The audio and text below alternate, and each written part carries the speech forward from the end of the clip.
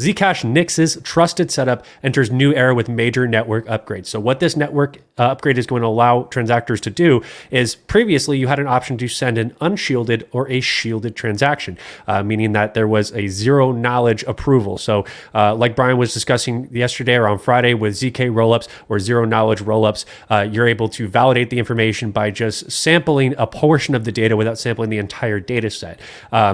Now, in this instance, they used to let you send it either unshielded or shielded, and now all transactions are going to automatically be shielded. And for those unshielded transactions, you used to have to set up a trusted setup, and they're no longer requiring that. So this is actually a huge improvement and upgrade to the network. They're also working with a provider, Halo, to allow Zcash transactions on mobile devices at point of sale to have that immediate finality with Zcash. All right, so this is actually a very big upgrade. I encourage you guys to read this article if you guys are a Zcash holder.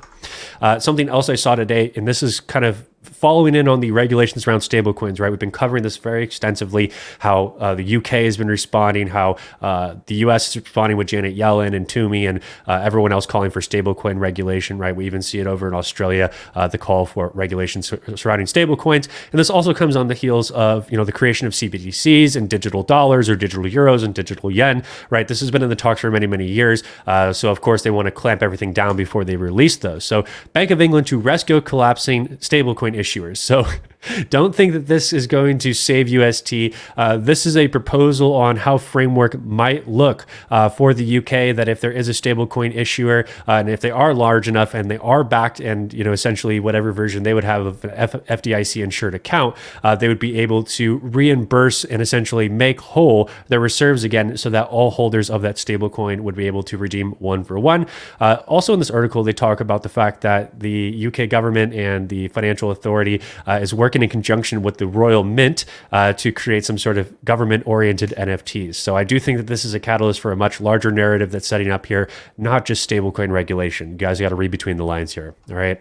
And then this is just a big piece of speculation here. Apple's upcoming developer conference sparks rumors of NFT trading cards. So this is going to be in a week from today, so June 6th through 10. They're going to feature some leading experts. There, of course, is always huge speculation before these events about what products are going to be unveiled and what topics are going to be discussed, but there's multiple sources that do suggest that they're going to be introducing some sort of NFT trading cards and also an NFT marketplace to host those trading cards. And this is, again, a universal theme that we're seeing across major platforms like Instagram and Facebook and even Coinbase wanting to kind of do that integration of both the collection, the social aspect, and the ability to trade right there, all right?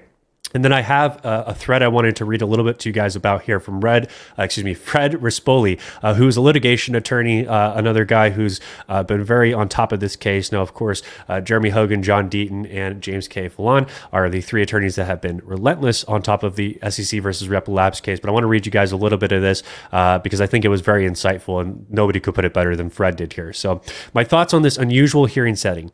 First, an in-person hearing allows certain privacy. In a courtroom, there will be a record, but Jay Netburn or Judge Netburn can also take attorneys back to her office in chambers for an off-the-record discussion. Nothing, and we're going to go down to the next piece of the thread here, prevents her from ruling without a hearing. So why order one? My gut tells me she wants to politely rake the SEC over the coals for such a shit show of motion practice on the issue.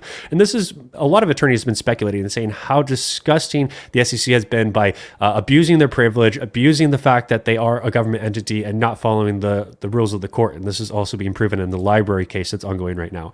Force the SEC to take positions it cannot waffle on later. In the chambers, she could also alert Ripple in front of the SEC that the emails are terrible for SEC.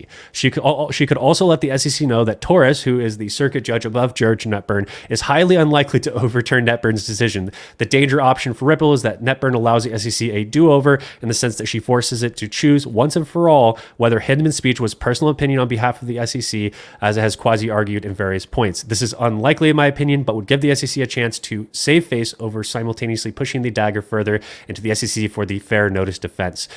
So again, I think this was a fantastic analysis of the document that James K. Fallon provided here. Again, you guys can go ahead and head to his page and he'll go ahead and be able to provide that content for you guys there. But understand that we are getting very close to being in the right position. Ripple continuously goes after the big wins. We know that the SEC is testing Judge Netburn's patience and is pushing the time anchor on them now as they have drawn out this case and have abused their motion privileges there.